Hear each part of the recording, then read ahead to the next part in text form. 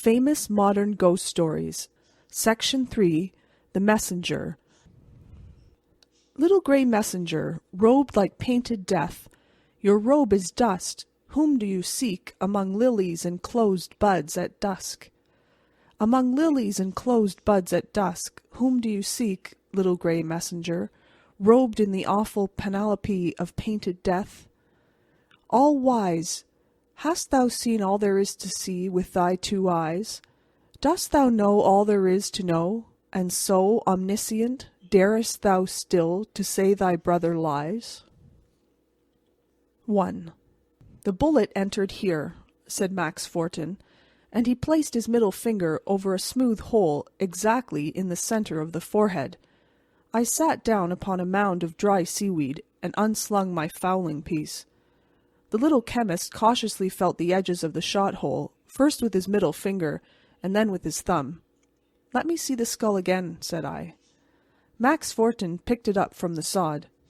"It's like all the others," he repeated, wiping his glasses on his handkerchief. "I thought you might care to see one of the skulls, so I brought this one over from the gravel pit. The men from Bannalec are digging yet. They ought to stop." "How many skulls are there altogether?" I inquired. "They've found 38 skulls. There are 39 noted in the list. They lie piled up in the gravel pit on the edge of Le Bihan's wheat field. The men are at work yet. Le Bihan is going to stop them." "Let's go over," said I, and I picked up my gun and started across the cliffs, Porton on one side, Wome on the other. "Who has the list?" I asked, lighting my pipe. "You say there's a list?" "The list was found rolled up in a brass cylinder," said the chemist. He added, "You should not smoke here. You know that if a single spark drifted into the wheat—" "Ah, but I have a cover to my pipe," said I, smiling. Fortin watched me as I closed the pepper box arrangement over the glowing bowl of the pipe. Then he continued. "The list was made out on thick yellow paper. The brass tube has preserved it. It is as fresh today as it was in 1760. You shall see it." "Is that the date?" "The list is dated April, 1760. The Brigadier Durand has it. It is not written in French." "Not written in French!" I exclaimed. "No," replied Fortin solemnly. "It is written in Breton." "But," I protested, "the Breton language was never written or printed in 1760." "Except by priests," said the chemist. "I have heard of but one priest who ever wrote the Breton language," I began. Fortin stole a glance at my face. "You mean the Black Priest?" he asked. I nodded. Fortin opened his mouth to speak again, hesitated, and finally shut his teeth obstinately over the wheat stem that he was chewing. "And the Black Priest?" I suggested encouragingly. But I knew it was useless, for it is easier to move the stars from their courses than it is to make an obstinate Breton talk. We walked on for a minute or two in silence. "Where is Brigadier Durand?" I asked, motioning Môme to come out of the wheat, which he was trampling as though it was heather. As I spoke, we came in sight of the farther edge of the wheat field and the dark, wet mass of cliffs beyond. "Durand is down there. You can see him. He stands just behind the Mayor of St. Gildas." "I see," said I, and we struck straight down, following a sun-baked cattle path across the heather. When we reached the edge of the wheat field, Le Bihan, the Mayor of St. Gildas, called to me, and I tucked my gun under my arm and skirted the wheat to where he stood. 38 skulls, he said in a thin, high-pitched voice. "There is but one more, and I am opposed to further search. I suppose Fortin told you." I shook hands with him and returned the salute of the Brigadier Durand. "I am opposed to further search," repeated Le Bihan, nervously picking at the mass of silver buttons which covered the front of his velvet and broadcloth jacket like a breastplate of scale armor. Durand pursed up his lips, twisted his tremendous mustache, and hooked his thumbs in his saber belt. "As for me," he said, "I am in favor of further search." "Further search for what? For the 39th skull?" I asked. Le Bihan nodded. Durand frowned at the sunlit sea, rocking like a bowl of molten gold from the cliffs to the horizon. I followed his eyes. On the dark glistening cliffs, silhouetted against the glare of the sea, sat a cormorant, black, motionless, its horrible head raised toward heaven. "Where's that list, Durand?" I asked. The gendarme rummaged in his despatch pouch and produced a brass cylinder about a foot long. Very gravely he unscrewed the head and dumped out a scroll of thick yellow paper, closely covered with writing on both sides. At a nod from Le Bihan, he handed me the scroll, but I could make nothing of the coarse writing, now faded to a dull brown. Come, Le Bihan, I said impatiently. Translate it, won't you? You and Max Fortin make a lot of mystery out of nothing, it seems. Le Bihan went to the edge of the pit, where the 3 Bannalec men were digging, gave an order or two in Breton, and turned to me.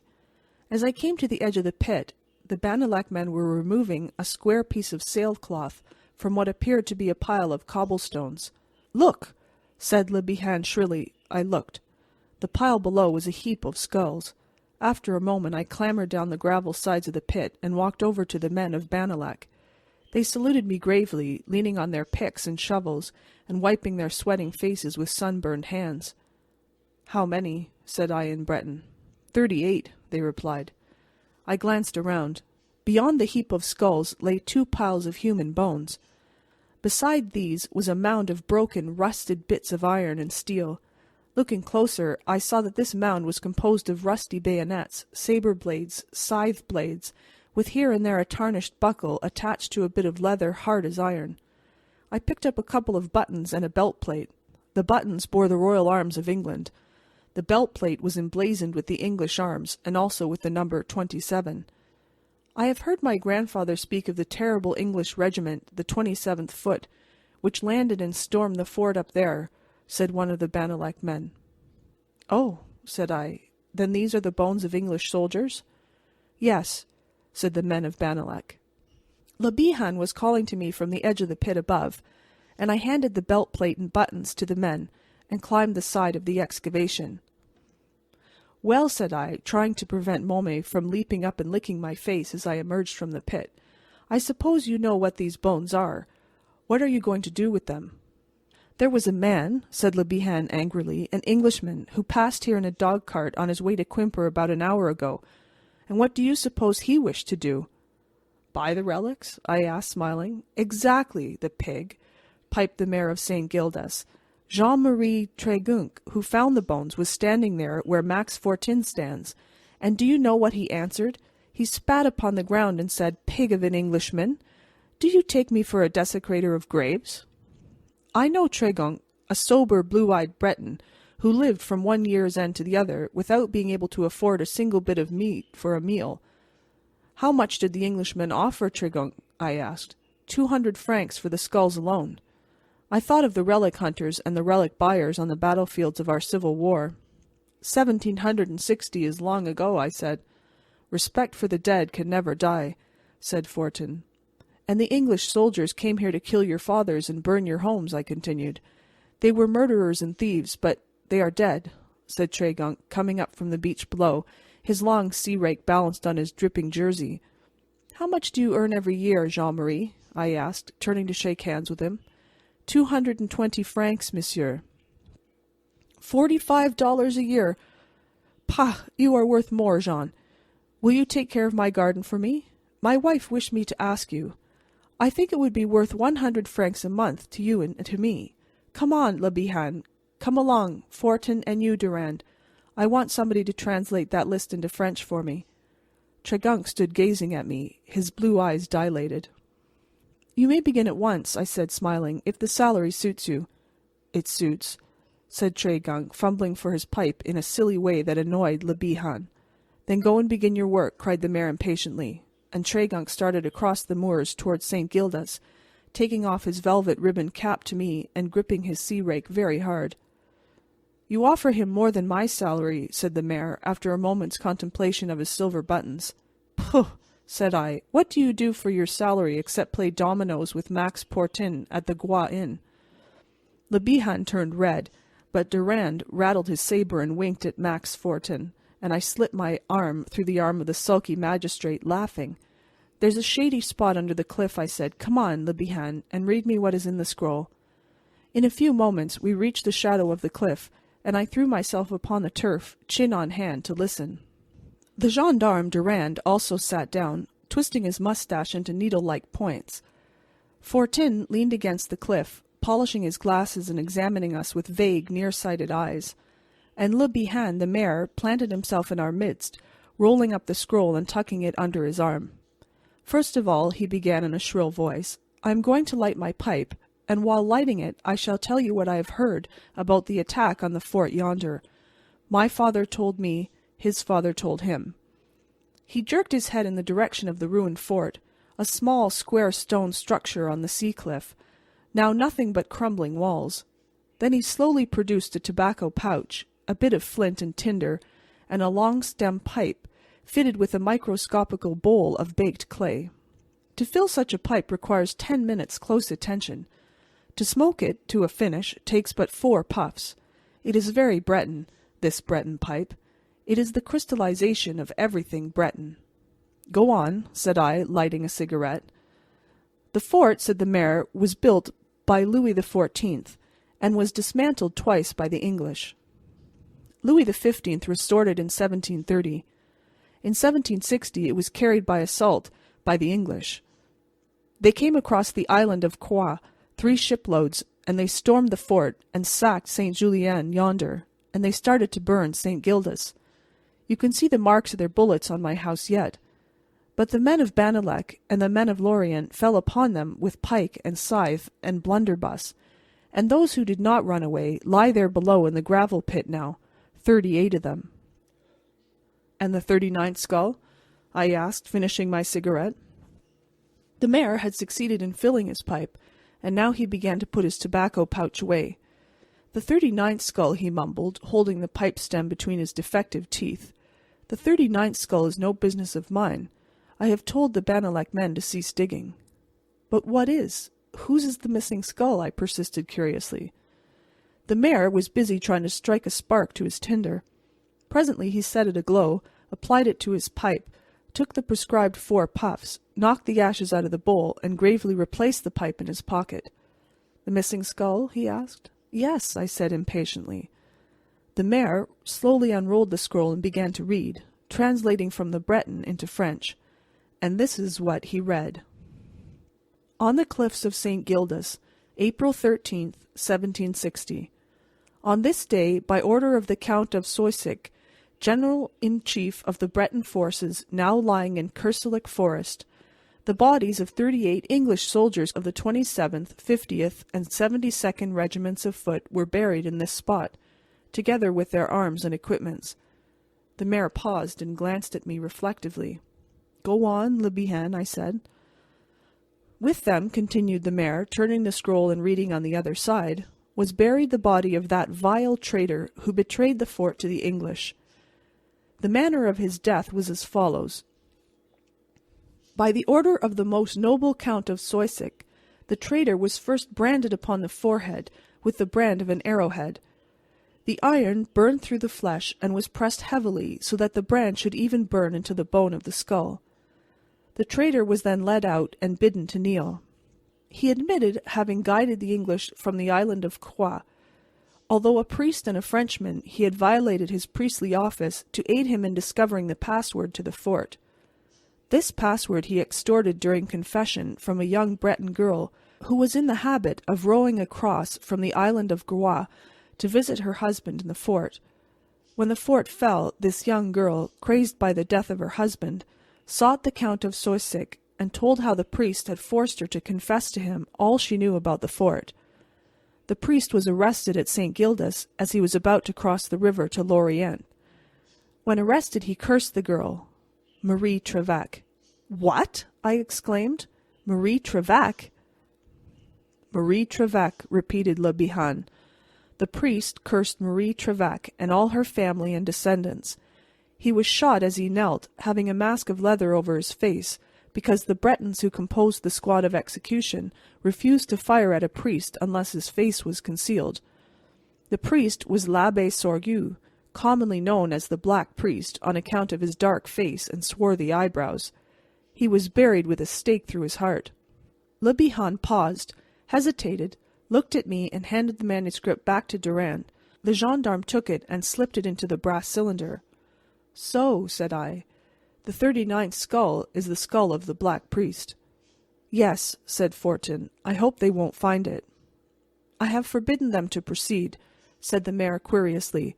You heard me, Max Fortin. I rose and picked up my gun.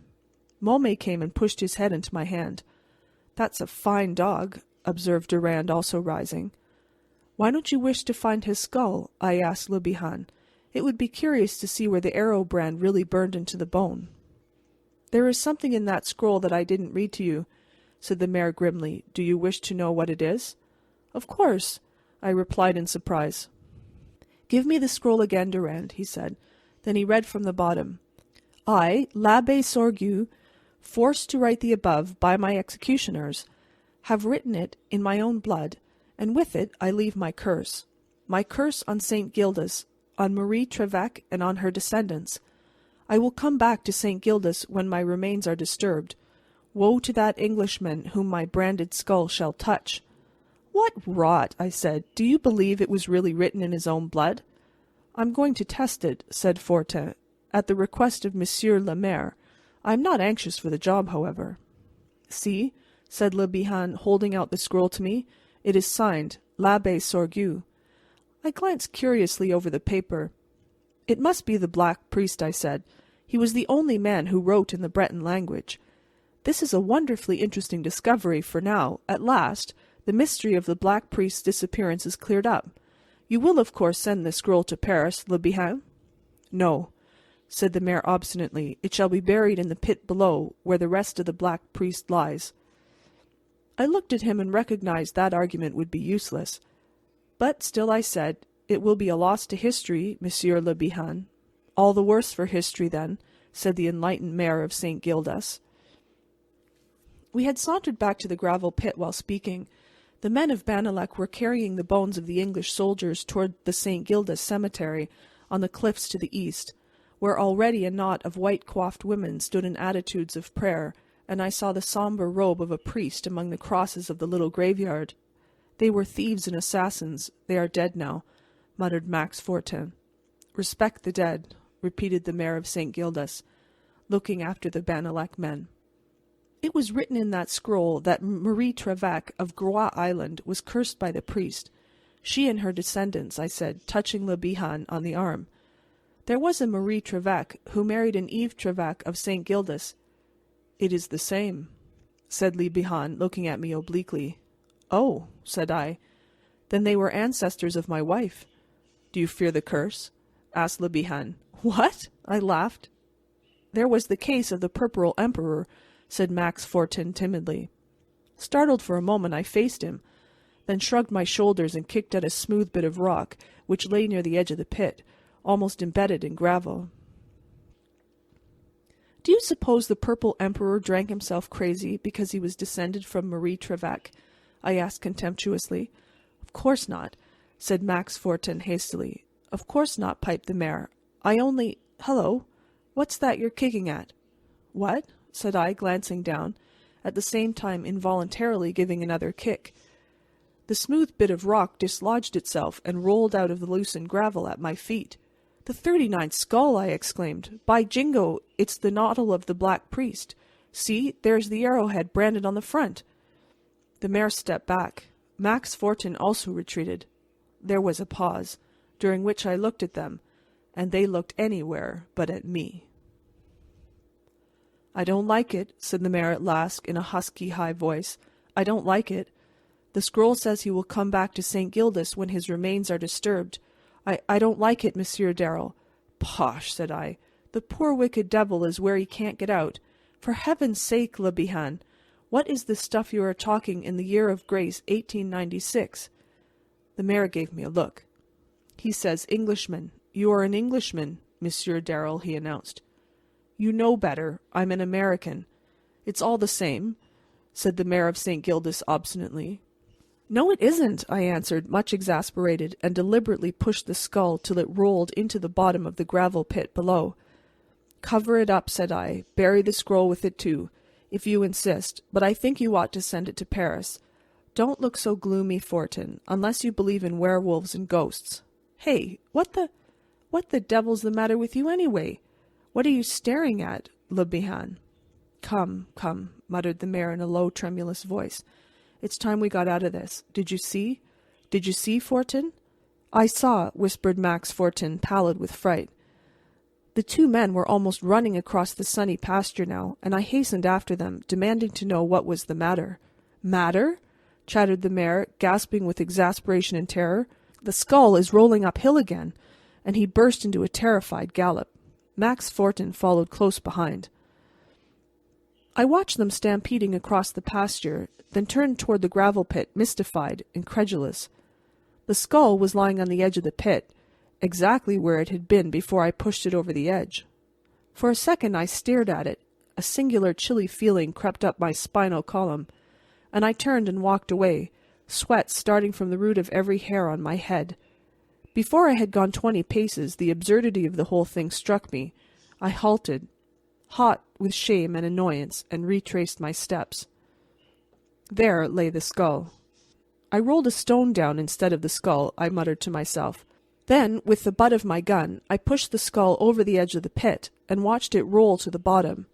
And as it struck the bottom of the pit, Môme, my dog, suddenly whipped his tail between his legs, whimpered, and made off across the moor. Môme! I shouted, angry and astonished, but the dog only fled the faster, and I ceased calling from sheer surprise. What the mischief is the matter with that dog, I thought. He had never before played me such a trick. Mechanically I glanced into the pit, but I could not see the skull. I looked down. The skull lay at my feet again, touching them. Good heavens! I stammered, and struck at it blindly with my gun-stock. The ghastly thing flew into the air, whirling over and over, and rolled again down the sides of the pit to the bottom. Breathlessly I stared at it, then, confused and scarcely comprehending, I stepped back from the pit, still facing it. 1, 10, 20 paces, my eyes almost starting from my head, as though I expected to see the thing roll up from the bottom of the pit under my very gaze. At last I turned my back to the pit and strode out across the gorse-covered moorland toward my home. As I reached the road that winds from St. Gildas to St. Julien, I gave one hasty glance at the pit over my shoulder. The sun shone hot on the sod about the excavation. There was something white and bare and round on the turf at the edge of the pit. It might have been a stone. There were plenty of them lying about. 2. When I entered my garden, I saw Môme sprawling on the stone doorstep. He eyed me sideways and flopped his tail. Are you not mortified, you idiot dog? I said, looking about the upper windows for Lys. Môme rolled over on his back and raised one deprecating forepaw, as if to ward off calamity. Don't act as though I was in the habit of beating you to death, I said, disgusted. I had never in my life raised whip to the brute. But you are a fool dog, I continued. No, you needn't come to be babied and wept over. Lys can do that if she insists, but I am ashamed of you, and you can go to the devil. Môme slunk off into the house, and I followed, mounting directly to my wife's boudoir. It was empty. Where has she gone? I said, looking hard at Môme, who had followed me. Oh, I see you don't know. Don't pretend you do. Come off that lounge. Do you think Lys wants tan-colored hairs all over her lounge? I rang the bell for Catherine and Fine, but they did not know where Madame had gone. So I went into my room, bathed, exchanged my somewhat grimy shooting clothes for a suit of warm, soft knickerbockers, and after lingering some extra moments over my toilet, for I was particular now that I had married Lys, I went down to the garden and took a chair out from under the fig trees. Where can she be? I wondered. Môme came sneaking out to be comforted, and I forgave him for Lys's sake, whereupon he frisked. You bounding cur, said I. Now what on earth started you off across the moor? If you do it again, I'll push you along with a charge of dust-shot. As yet, I had scarcely dared think about the ghastly hallucination of which I had been a victim, but now I faced it squarely, flushing a little with mortification of the thought of my hasty retreat from the gravel pit. To think, I said aloud, that those old woman's tales of Max Fortin and La Bihan should have actually made me see what didn't exist at all. I lost my nerve like a schoolboy in a dark bedroom, for I knew now that I had mistaken a round stone for a skull each time, and had pushed a couple of big pebbles into the pit instead of the skull itself. By jingo, said I, I'm nervous. My liver must be in a devil of a condition, if I see such things when I'm awake, Lys will know what to give me." I felt mortified and irritated and sulky, and thought disgustedly of Le Bihan and Max Fortin.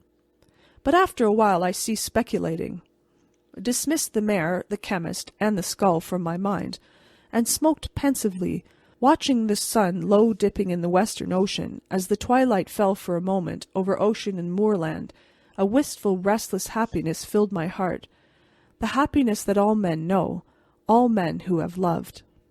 Slowly the purple mist crept out over the sea, the cliffs darkened, the forest was shrouded. Suddenly the sky above burned with the afterglow, and the world was alight again. Cloud after cloud caught the rose dye, the cliffs were tinted with it, moor and pasture, heather and forest burned and pulsated with the gentle flush. I saw the gulls turning and tossing over the sandbar, their snowy wings tipped with pink. I saw the sea swallows cheering the surface of the still river, stained to its placid depths with warm reflections of the clouds. The twitter of drowsy hedge-birds broke out in the stillness. A salmon rolled its shining side above tide-water. The interminable monotone of the ocean intensified the silence. I sat motionless, holding my breath as one who listens to the first low rumour of an organ. All at once the pure whistle of a nightingale cut the silence, and the first moonbeam silvered the wastes of mist-hung waters. I raised my head. Lys stood before me in the garden. When we had kissed each other, we linked arms and moved up and down the gravel walks, watching the moonbeams sparkle on the sandbar as the tide ebbed and ebbed.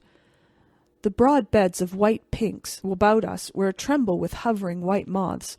The October roses hung all abloom, perfuming the salt wind. "Sweetheart," I said, "where is Yvonne?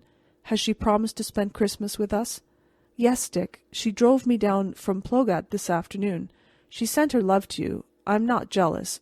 What did you shoot?" "A hare and 4 partridges. They are in the gun-room. I told Catherine not to touch them until you had seen them." Now I suppose I knew that Lys could not be particularly enthusiastic over game or guns, but she pretended she was, and always scornfully denied that it was for my sake and not for the pure love of sport. So she dragged me off to inspect the rather meagre game bag, and she paid me pretty compliments, and gave a little cry of delight and pity as I lifted the enormous hare out of the sack by his ears. "He'll eat no more of our lettuce," I said, attempting to justify the assassination. "Unhappy little bunny, and what a beauty! Oh, Dick, you are a splendid shot, are you not?" I evaded the question, and hauled out a partridge. "Poor little dead things," said Lys in a whisper. "It seems a pity, doesn't it, Dick? But then you are so clever." "We'll have them broiled," I said guardedly. "Tell Catherine." Catherine came in to take away the game, and presently fine Leocard, Lys's maid, announced dinner, and Lys tripped away to her boudoir. I stood an instant contemplating her blissfully, thinking, "My boy, you're the happiest fellow in the world. You're in love with your wife." I walked into the dining-room, beamed at the plates, walked out again, met Tregunc in the hallway, beamed on him, glanced into the kitchen, beamed at Catherine, and went upstairs, still beaming. Before I could knock at Lys's door it opened, and Lys came hastily out. When she saw me she gave a little cry of relief, and nestled close to my breast. "There's something peering in at my window," she said. "What?" I cried angrily. "A man, I think, disguised as a priest. He has a mask on. He must have climbed up by the bay tree." I was down the stairs and out of doors in no time. The moonlit garden was absolutely deserted. Tregunc came up, and together we searched the hedge and shrubbery round the house and out to the road. "Jean-Marie," said I at length, "loose my bulldog. He knows you, and take your supper on the porch where you can watch. My wife says the fellow is disguised as a priest and wears a mask." Tregunc showed his white teeth in a smile. "He will not care to venture in here again, I think, Mr. Darrell." I went back and found Lys seated quietly at the table. "The soup is ready, dear," she said. "Don't worry. It was only some foolish lout from Bannalec. No one in St. Gildas or St. Julien would do such a thing." I was too much exasperated to reply at first, but Lys treated it as a stupid joke, and after a while I began to look at it in that light. Lys told me about Yvonne, and reminded me of my promise to have Herbert Stuart come to meet her. "You wicked diplomat," I protested. "Herbert is in Paris, and hard at work at the Salon. Don't you think he might spare a week to flirt with the prettiest girl in Finistère, inquired Lys innocently. Prettiest girl, not much, I said. Who is, then? Urged Lys. I laughed a trifle sheepishly. I suppose you mean me, Dick, said Lys, coloring up. Now I bore you, don't I? Bore me? Ah, no, Dick. After coffee and cigarettes were served, I spoke about Tregunc, and Lys approved. Poor Jean, he will be glad, won't he? What a dear fellow you are. Nonsense, said I. We need a gardener. You said so yourself, Lys. But Lys leaned over and kissed me, and then bent down and hugged Môme, who whistled through his nose in sentimental appreciation. I am a very happy woman, said Lys. Môme was a very bad dog today, I observed. Poor Môme, said Lys, smiling. When dinner was over and Môme lay snoring before the blaze, for the October nights are often chilly in Finistère, Lys curled up in the chimney corner with embroidery and gave me a swift glance from under her dropping lashes. You look like a schoolgirl, Lys, I said teasingly. I don't believe you are 16 yet. She pushed back her heavy burnished hair thoughtfully. Her wrist was as white as surf foam. Have we been married 4 years? I don't believe it, I said. She gave me another swift glance and touched the embroidery on her knee, smiling faintly. I see, said I, also smiling at the embroidered garment. Do you think it will fit? Fit? Repeated Lys. Then she laughed. And, I persisted, are you perfectly sure that we shall need it? Perfectly, said Lys. A delicate color touched her cheeks and neck. She held up the little garment, all fluffy with misty lace and wrought with quaint embroidery. It's very gorgeous, said I. Don't use your eyes too much, dearest. May I smoke a pipe? Of course, she said, selecting a skein of pale blue silk. For a while I sat and smoked in silence, watching her slender fingers among the tinted silks and thread of gold. Presently she spoke. What did you say your crest is, Dick? My crest? Oh, something or other rampant on something or other. Dick, dearest? Don't be flippant. But I really forgot. It's an ordinary crest. Everybody in New York has them. No family should be without 'em. You are disagreeable, Dick. Send Josephine upstairs for my album.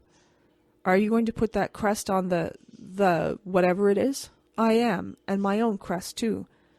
I thought of the Purple Emperor and wondered a little. You didn't know I had one, did you? She smiled. What is it? I replied evasively. You shall see. Ring for Josephine. I rang, and when Fine appeared, Lys gave her some orders in a low voice, and Josephine trotted away, bobbing her white coiffed head with a bien, madame. After a few minutes she returned, bearing a tattered, musty volume, from which the gold and blue had mostly disappeared. I took the book in my hands and examined the ancient emblazoned covers. Lilies! I exclaimed. Fleur-de-lis, said my wife demurely. Oh, said I, astonished, and opened the book. You've never seen this book? Asked Lys with a touch of malice in her eyes. You know I haven't. Hello, what's this? Oh ho! So there should be a D before Trevec. Lys de Trevec? Then why in the world did the Purple Emperor— Dick! Cried Lys. All right, said I. Shall I read about the Sieur de Trevec, who rode to Saladin's tent alone to seek for medicine for St. Louise? Or shall I read about— What is it? Oh, here it is, all down in black and white, about the Marquis de Trevec, who drowned himself before Alva's eyes rather than surrender the banner of the Fleur-de-Lis to Spain? It's all written here. But, dear, how about that soldier named Trevec who was killed in the old fort on the cliff yonder? He dropped the D, and the Trevecs since then have been Republicans, said Lys, all except me. That's quite right, said I. It is time that we Republicans should agree upon some feudal system. My dear, I drink to the king, and I raised my wine-glass and looked at Lys. To the king, said Lys, flushing. She smoothed out the tiny garment on her knees. She touched the glass with her lips. Her eyes were very sweet. I drained the glass to the king. After a silence I said, I will tell the king stories. His Majesty shall be amused. His Majesty, repeated Lys softly. Or hers, I laughed. Who knows? Who knows? Murmured Lys with a gentle sigh. I know some stories about Jack the Giant Killer, I announced. Do you, Lys? I? No, not about a giant killer.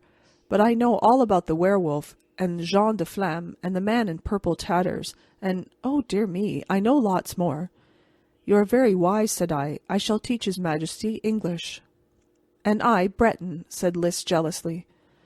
I shall bring playthings to the king, said I, big green lizards from the gorse, little grey mullets to swim in glass globes, baby rabbits from the forest of Kerselec. And I, said Lys, will bring the first primrose, the first branch of abupine, the first jonquil to the king, my king. Our king, said I, and there was peace in Finisterre.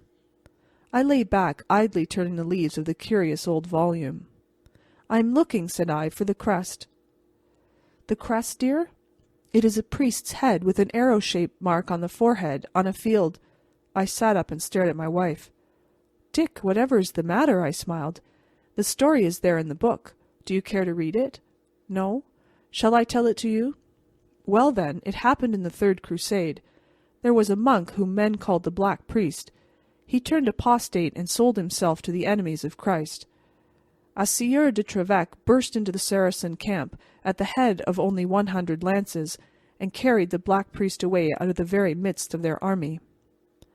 So that is how you come by the crest, I said quietly, and I thought of the branded skull in the gravel pit, and wondered. Yes, said Lys. Le Sieur de Trevec cut the Black Priest's head off, but first he branded him with an arrow mark on the forehead. The book says it was a pious action, and the Sieur de Trevec got great merit by it. But I think it was cruel, the branding, she sighed. Did you ever hear of any other Black Priest? Yes, there was one in the last century, here in St. Gildas. He cast a white shadow in the sun. He wrote in the Breton language, chronicles too, I believe. I never saw them. His name was the same as that of the old chronicler, and of the other priest, Jacques Sorgue. Some said he was a lineal descendant of the traitor. Of course, the first Black Priest was bad enough for anything, but if he did have a child, it need not have been the ancestor of the last Jacques Sorgue. They say he was so good he was not allowed to die, but was caught up to heaven one day, added Lys with believing eyes. I smiled. But he disappeared, persisted Lys. I'm afraid his journey was in another direction, I said jestingly, and thoughtlessly told her the story of the morning. I had utterly forgotten the masked man at her window, but before I finished I remembered him fast enough, and realized what I had done as I saw her face whiten. Lys, I urged tenderly, that was some clumsy clown's trick. You said so yourself. You are not superstitious, my dear. Her eyes were on mine. She slowly drew the little gold cross from her bosom and kissed it, but her lips trembled as they pressed the symbol of faith. 3. About 9 o'clock the next morning I walked into the Groix Inn and sat down at the long discoloured oaken table, nodding good day to Mary Anne Bruyère, who in turn bobbed her white coif at me. My clever Bannalec maid, said I, what is good for a stirrup cup at the Groix Inn? Schist? She inquired in Breton. With a dash of red wine, then, I replied. She brought the delicious Quimperle cider, and I poured a little Bordeaux into it. Marianne watched me with laughing black eyes. What makes your cheek so red, Marianne? I asked. Has Jean-Marie been here? We are to be married, Monsieur Darrel, she laughed. Ah, since when has Jean-Marie Tregunc lost his head? His head? Oh, Monsieur Darrel, his heart, you mean? So I do, said I. Jean-Marie is a practical fellow. It is all due to your kindness, began the girl, but I raised my hand and held up the glass. It is due to himself, to your happiness, Marianne, and I took a hearty draught of the schist. Now, said I, tell me where I can find Le Bihan and Max Fortin. Monsieur Le Bihan and Monsieur Fortin are above in the broad room. I believe they are examining the Red Admiral's effects. To send them to Paris? Oh, I know. May I go up, Marianne? And God go with you, smiled the girl.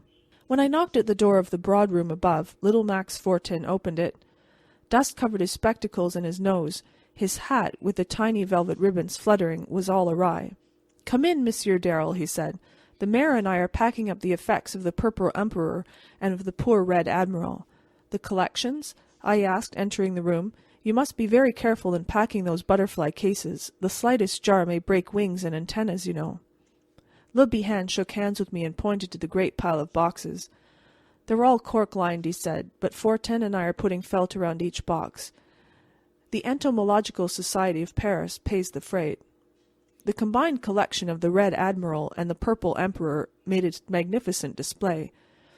I lifted and inspected case after case, set with gorgeous butterflies and moths, each specimen carefully labelled with the name in Latin. There were cases filled with crimson tiger moths, all aflame with color, cases devoted to the common yellow butterflies, symphonies in orange and pale yellow, cases of soft gray and dun-colored sphinx moths, and cases of grayish nettle-bed butterflies of the numerous family of Vanessa. All alone, in a great case by itself, was pinned the purple emperor, the Apatura iris, that fatal specimen that had given the purple emperor his name and quietus. I remembered the butterfly, and stood looking at it with bent eyebrows. Le Bihan glanced up from the floor where he was nailing down the lid of a box full of cases. "It is settled, then," said he, "that Madame, your wife, gives the purple emperor's entire collection to the city of Paris?" I nodded. "Without accepting anything for it?" "It is a gift," I said. "Including the purple emperor there in the case? That butterfly is worth a great deal of money," persisted Le Bihan. "I don't suppose that we could wish to sell that specimen, do you?" I answered a trifle sharply. "If I were you I should destroy it," said the mayor in his high-pitched voice. "That would be nonsense," said I, "like your burying the brass cylinder and scroll yesterday."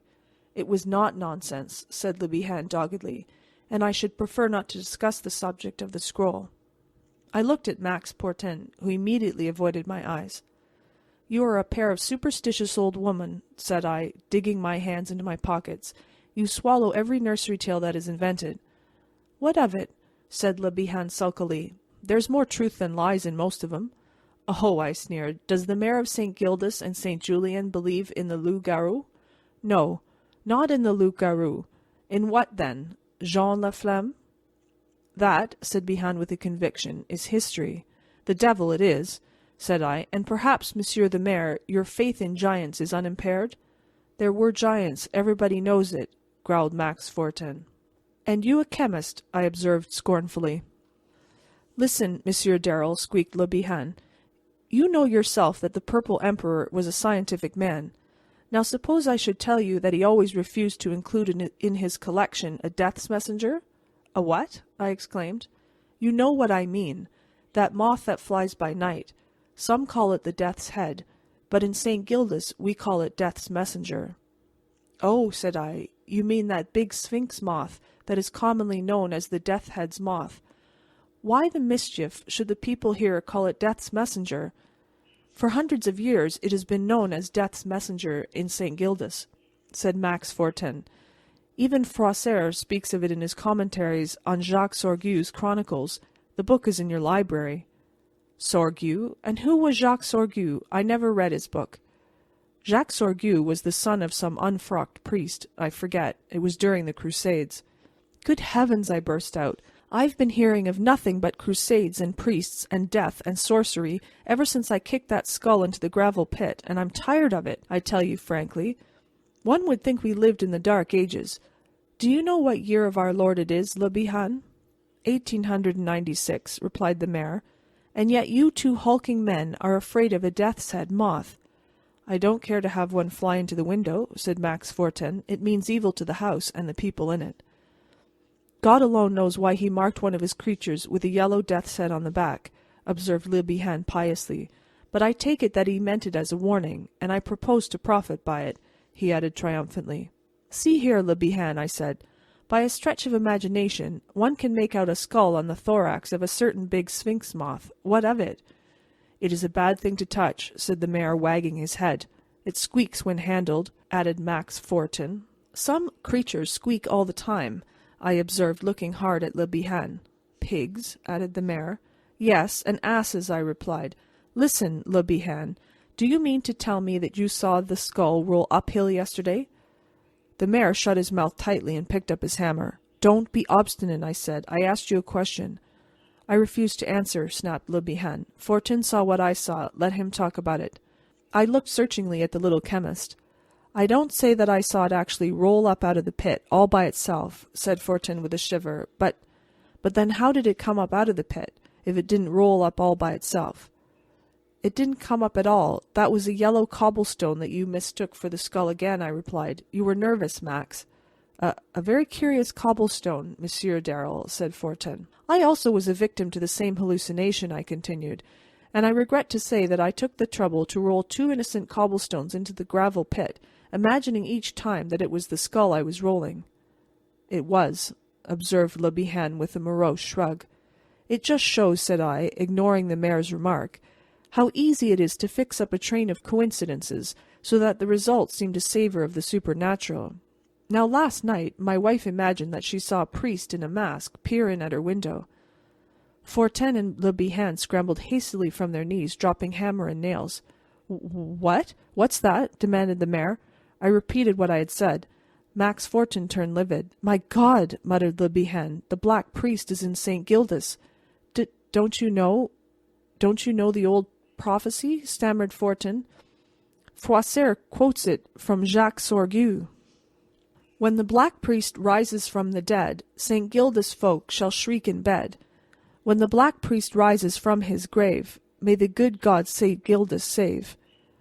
"Aristide Le Bihan," I said angrily, "and you, Max Fortin, I've got enough of this nonsense. Some foolish lout from Bannalec has been in St. Gildas playing tricks to frighten old fools like you. If you have nothing better to talk about than nursery legends, I'll wait until you come to your senses. Good morning." And I walked out, more disturbed than I cared to acknowledge to myself. The day had become misty and overcast. Heavy, wet clouds hung in the east. I heard the surf thundering against the cliffs, and the grey gulls squealed as they tossed and turned high in the sky. The tide was creeping across the river sands, higher, higher, and I saw the seaweed floating on the beach, and the lancons springing from the foam, silvery thread-like flashes in the gloom. Curlew were flying up the river in twos and threes. The timid sea-swallows skimmed across the moors toward some quiet, lonely pool, safe from the coming tempest. In every hedge-field birds were gathering, huddling together, twittering restlessly. When I reached the cliffs I sat down, resting my chin on my clenched hands. Already a vast curtain of rain, sweeping across the ocean miles away, hid the island of Groix. To the east, behind the white semaphore on the hills, black clouds crowded up over the horizon. After a little the thunder boomed, dull, distant, and slender skeins of lightning unravelled across the crest of the coming storm. Under the cliff at my feet the surf rushed foaming over the shore, and the lancons jumped and skipped and quivered until they seemed to be but the reflections of the meshed lightning. I turned to the east. It was raining over Groix. It was raining at Sainte Barbe. It was raining now at the semaphore. High in the storm whirl a few gulls pitched. A nearer cloud trailed veils of rain in its wake. The sky was spattered with lightning. The thunder boomed. As I rose to go, a cold raindrop fell upon the back of my hand, and yet another on my face. I gave a last glance at the sea, where the waves were bursting into strange white shapes that seemed to fling out menacing arms toward me. Then something moved on the cliff, something black as the black rock it clutched, a filthy cormorant craning its hideous head at the sky. Slowly I plodded homeward across the sombre moorland, where the gorse stems glimmered with a dull metallic green, and the heather, no longer violet and purple, hung drenched and dun-coloured among the dreary rocks. The wet turf creaked under my heavy boots. The black thorns scraped and grated against knee and elbow. Over all lay a strange light, pallid, ghastly, where the sea spray whirled across the landscape and drove into my face until it grew numb with the cold. In broad bands, rank after rank, billow on billow, the rain burst out across the endless moors, and yet there was no wind to drive it at such a pace. Lys stood at the door as I turned into the garden, motioning me to hasten, and then for the first time I became conscious that I was soaked to the skin. "However in the world did you come to stay out when such a storm threatened?" she said. "Oh, you are dripping. Go quickly and change. I have laid your warm underwear on the bed, Dick." I kissed my wife and went upstairs to change my dripping clothes for something more comfortable. When I returned to the morning room there was a driftwood fire on the hearth, and Lys sat in the chimney corner embroidering. "Catherine tells me that the fishing fleet from Lorient is out. Do you think they're in danger, dear?" asked Lys, raising her blue eyes to mine as I entered. "There's no wind, and there will be no sea," I said, looking out the window. Far across the moor I could see the black cliffs looming in the mist. "How it rains!" murmured Lys. "Come to the fire, Dick." I threw myself on the fur rug, my hands in my pockets, my head on Lys's knees. "Tell me a story," I said. "I feel like a boy of 10." Lys raised a finger to her scarlet lips. I always waited for her to do that. Will you be very still, then? She said. Still as death. Death, echoed a voice very softly. Did you speak, Lys? I asked, turning so I could see her face. No, did you, Dick? Who said death? I asked, startled. Death, echoed a voice softly. I sprang up and looked about. Lys rose too, her needles and embroidery falling to the floor. She seemed about to faint, leaning heavily on me. I led her to the window and opened it a little way to give her air. As I did so, the chain lightning split the zenith. The thunder crashed, and a sheet of rain swept into the room, driving with it something that fluttered, something that flapped and squeaked, and beat upon the rug with soft, moist wings. We bent over it together, Lys clinging to me, and we saw that it was a death's-head's moth drenched with rain. The dark day passed slowly as we sat beside the fire, hand in hand, her head against my breast, speaking of sorrow and mystery and death. For Lys believed that there were things on earth that none might understand, things that must be nameless forever and ever, until God rolls up the scroll of life and all is ended. We spoke of hope and fear and faith, and the mystery of the saints. We spoke of the beginning and the end, of the shadow of sin, of omens, and of love. The moth still lay on the floor, quivering its sombre wings in the warmth of the fire, the skull and ribs clearly etched upon its neck and body. If it is a messenger of death to this house, I asked, why should we fear, Lys? Death should be welcome to those who love God, murmured Lys, and she drew the cross from her breast and kissed it. The moth might die if I threw it out into the storm, I said after a silence. Let it remain, sighed Lys. Late that night my wife lay sleeping, and I sat beside her bed and read in the Chronicle of Jacques Sorgue. I shaded the candle, but Lys grew restless, and finally I took the book down into the morning room, where the ashes of the fire rustled and whitened on the hearth. The death's-head moth lay on the rug before the fire where I had left it. At first I thought it was dead, but when I looked closer I saw a lambent fire in its amber eyes. The straight white shadow it cast across the floor wavered as the candle flickered. The pages of the Chronicle of Jacques Sorgue were damp and sticky. The illuminated gold and blue initials left flakes of azure and gilt where my hand brushed them. It is not paper at all, it is thin parchment, I said to myself, and I held the discolored page close to the candle flame and read, translating laboriously. I, Jacques Sorgue, saw all these things, and I saw the Black Mass celebrated in the chapel of St. Gildas on the cliff. It was said by the Abbé Sorgue, my kinsman, for which deadly sin the apostate priest was seized by the most noble Marquis of Plougastel, and by him condemned to be burned with hot irons, till his seared soul quit its body and fly to its master the devil. But when the black priest lay in the crypt of Plougastel, his master Satan came at night and set him free, and carried him across land and sea to Mahmoud, which is Soldan or Saladin.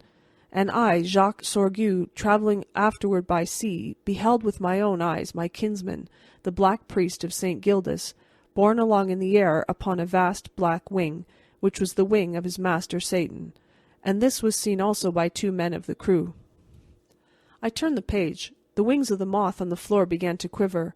I read on, my eyes blurring under the shifting candle flame. I read of battles and of saints, and I learned how the great Soldan made his pact with Satan.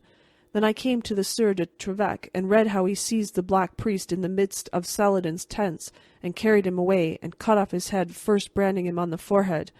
And there he suffered, said the chronicle. He cursed the Sieur de Trevec and his descendants. He said he would surely return to St. Gildas. For the violence you do to me, I will do violence to you. For the evil I suffer at your hands, I will work evil on you and your descendants. Woe to your children, Sieur de Trevec. There was a whir, a beating of strong wings, and my candle flashed up as in a sudden breeze. A humming filled the room. The great moth darted hither and thither, beating, buzzing, on ceiling and wall. I flung down my book and stepped forward. Now it lay fluttering upon the window-sill, and for a moment I had it under my hand, but the thing squeaked and I shrank back. Then suddenly it darted across the candle flame. The light flared and went out, and at the same moment a shadow moved in the darkness outside. I raised my eyes to the window. A masked face was peering in at me. Quick as thought, I whipped out my revolver and fired every cartridge, but the face advanced beyond the window, the glass melting away before it like mist, and through the smoke of my revolver I saw something creep swiftly into the room.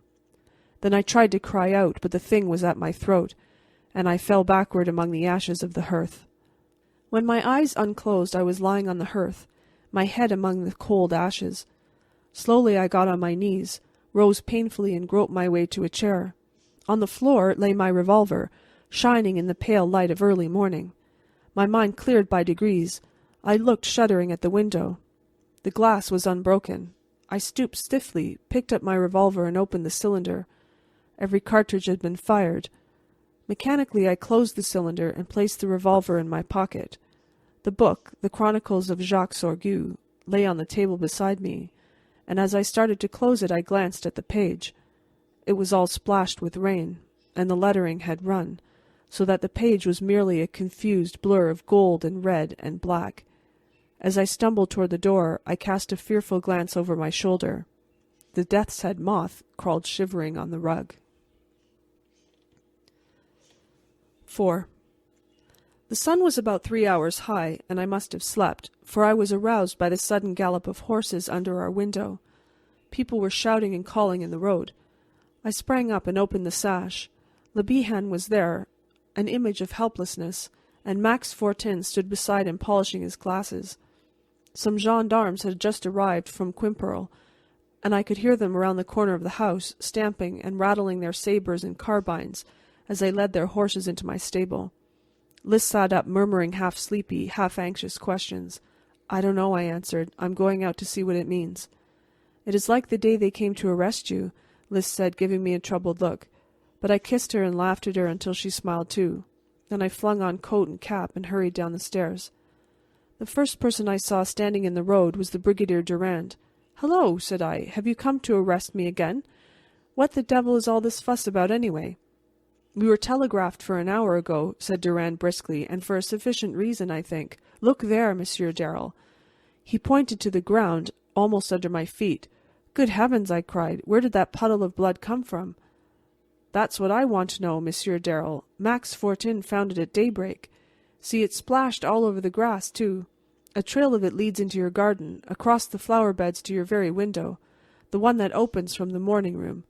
There's another trail leading from this spot across the road to the cliffs, then to the gravel pit, and thence across the moor to the forest of Kerselec. We are going to mount in a minute and search the bosquet. Will you join us? Bon Dieu, but the fellow bled like an ox. Max Fortin says it's human blood, or I should not have believed it."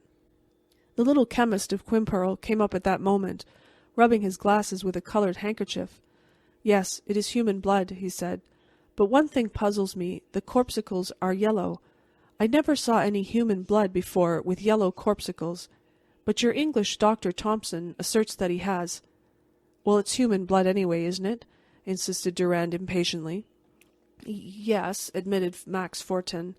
"Then it's my business to trail it," said the big gendarme, and he called his men and gave the order to mount. "Did you hear anything last night?" asked Durand of me. "I heard the rain. I wonder the rain did not wash away these traces. They must have come after the rain ceased. See this thick splash, how it lies over and weighs down the wet grass blades. Pah!" It was a heavy, evil-looking clot, and I stepped back from it, my throat closing in disgust. "My theory," said the brigadier, "is this. Some of those Biribi fishermen, probably the Icelanders, got an extra glass of cognac into their hides and quarreled on the road. Some of them were slashed and staggered to your house. But there is only one trail. And yet, how could all that blood come from only one person? Well, the wounded man, let us say, staggered first to your house and then back here, and he wandered off drunk and dying, God knows where. That's my theory." "A very good one," said I calmly. "And are you going to trail him?" "Yes." "When?" "At once. Will you come?" "Not now. I'll gallop over by and by. Are you going to the edge of the Kerselec forest?" "Yes. You will hear us calling. Are you coming, Max Fortin? And you, Le Bihan? Good. Take the dog-cart." The big gendarme tramped around the corner to the stable, and presently returned mounted on a strong grey horse. His sabre shone on his saddle. His pale yellow and white facings were spotless. The little crowd of white-coiffed women with their children fell back as Durand touched spurs and clattered away, followed by his 2 troopers. Soon after, Le Bihan and Max Fortin also departed in the mayor's dingy dog-cart. "Are you coming?"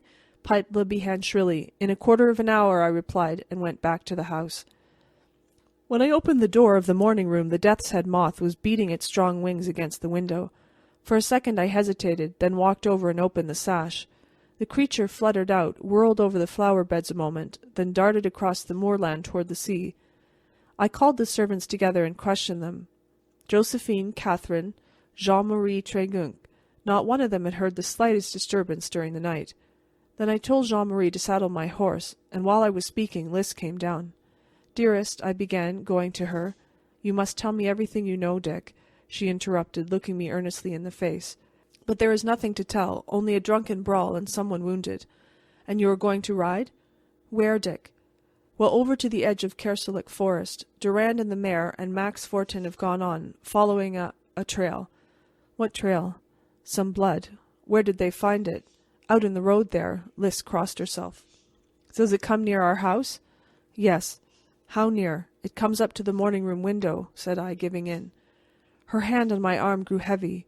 "I dreamt last night—" "So did I, but I thought of the empty cartridges in my revolver and stopped." "I dreamt that you were in great danger, and I could not move hand or foot to save you. But you had your revolver, and I called out to you to fire." "I did fire!" I cried excitedly. You fired?" I took her in my arms. "My darling," I said, "something strange has happened. Something that I cannot understand as yet. But of course there is an explanation. Last night I thought I fired at the Black Priest." "Ah!" gasped Lys. "Is that what you dreamed?" Yes, that was it. I begged you to fire, and I did." Her heart was beating against my breast. I held her close in silence. "Dick," she said at length, "perhaps you killed the thing." "If it was human, I did not miss," I answered grimly. "And it was human," I went on, pulling myself together, ashamed of having so nearly gone to pieces. "Of course it was human. The whole affair is plain enough. Not a drunken brawl, as Durand thinks. It was a drunken lout's practical joke, for which he has suffered. I suppose I must have filled him pretty full of bullets, and he's crawled away to die in Kerselec forest. It's a terrible affair. I'm sorry I fired you so hastily, but that idiot Le Bihan and Max Fortin have been working on my nerves till I am as hysterical as a schoolgirl," I ended angrily. "You fired, but the window glass was not shattered," said Lys in a low voice. "Well, the window was open then. And as for the rest, I've got nervous indigestion. A doctor will settle the Black Priest for me, Lys." I glanced out the window at Tregunc waiting with my horse at the gate. "Dearest, I think you'd better go to join Durand and the others. I will go too." "Oh, no." "Yes, Dick." "Don't, Lys. I shall suffer every moment you are away. The ride is too fatiguing, and we can't tell what unpleasant sight you may come upon. Lys, you don't really think there is anything supernatural in this affair?" "Dick," she answered gently, "I am a Bretonne." With both arms around my neck, my wife said, "Death is the gift of God. I do not fear it when we are together. But alone, oh, my husband, I should fear a God who could take you away from me." We kissed each other soberly, simply, like 2 children. Then Lys hurried away to change her gown, and I paced up and down the garden waiting for her. She came, drawing on her slender gauntlets. I swung her into the saddle, gave a hasty order to Jean-Marie, and mounted. Now, to quail under thoughts of terror on a morning like this, with Lys in the saddle beside me, no matter what had happened or might happen, was impossible. Moreover, Môme came sneaking after us. I asked Tregunc to catch him, for I was afraid he might be brained by our horses' hoofs if he followed. But the wily puppy dodged and bolted after Lys, who was trotting along the high road. Never mind, I thought. If he's hit, he'll live, for he has no brains to lose. Lys was waiting for me in the road beside the shrine of Our Lady of St. Gildas when I joined her. She crossed herself. I doffed my cap. Then we shook out our bridles and galloped toward the forest of Kerselec. We said very little as we rode. I always loved to watch Lys in the saddle. Her exquisite figure and lovely face were the incarnation of youth and grace. Her curling hair glistened like threaded gold. Out of the corner of my eye I saw the spoiled puppy Môme come cheerfully alongside, oblivious of our horses' heels. Our road swung close to the cliffs. A filthy cormorant rose from the black rocks and flapped heavily across our paths. Lys's horse reared, but she pulled him down, and pointed at the bird with her riding crop. I see, said I. It seems to be going our way. Curious to see a cormorant in the forest, isn't it? It's a bad sign, said Lys. You know the Morbihan proverb. When the cormorant turns from the sea, death laughs in the forest, and the wise woodsmen build boats. I wish, I said sincerely, that there were fewer proverbs in Brittany. We were in sight of the forest now. Across the gorse I could see the sparkle of gendarme's trappings, and the glitter of Le Bihan's silver-buttoned jacket. The hedge was low, and we took it without difficulty, and trotted across the moor to where Le Bihan and Durand stood gesticulating. They bowed ceremoniously to Lys as we rode up. The trail is horrible. It's a river, said the mare in a squeaky voice. Monsieur Darrell, I think perhaps Madame would scarcely care to come any nearer. Lys drew bridle and looked at me. It is horrible, said Durand, walking up beside me. It looks as though a bleeding regiment has passed this way. The trail winds and winds around here in the thickets. We lose it at times, but we always find it again. I can't understand how one man, no, nor 20, could bleed like that. A halloo, answered by another, sounded from the depths of the forest. It's my men. They're following the trail, muttered the brigadier. God alone knows what is at the end. Shall we gallop back, Lys? I asked. No, let us ride along the western edge of the woods and dismount. The sun is so hot now, I should like to rest for a moment, she said. The western forest is clear of anything disagreeable, said Durand. Very well, I answered. Call me Le Bihan if you find anything. Lys wheeled her mare, and I followed across the springy heather, Môme trotting cheerfully in the rear. We entered the sunny woods about a quarter of a kilometre from where we left Durand. I took Lys from her horse, flung both bridles over a limb, and giving my wife my arm, aided her to a flat mossy rock, which overhung a shallow brook, gurgling among the beech trees. Lys sat down and drew off her gauntlets. Môme pushed his head into her lap, received an undeserved caress, and came doubtfully toward me. I was weak enough to condone his offence, but I made him lie down at my feet, greatly to his disgust. I rested my head on Lys's knees, looking up at the sky through the crossed branches of the trees. I suppose I have killed him, I said. It shocks me terribly, Lys. You could not have known, dear. He may have been a robber, and if not, have you ever fired your revolver since that day 4 years ago, when the Red Admiral's son tried to kill you? But I know you have not. No, I said, wondering. It's a fact. I have not. Why? And don't you remember that I asked you to let me load it for you the day when Eve went off, swearing to kill you and his father? Yes, I do remember. Well?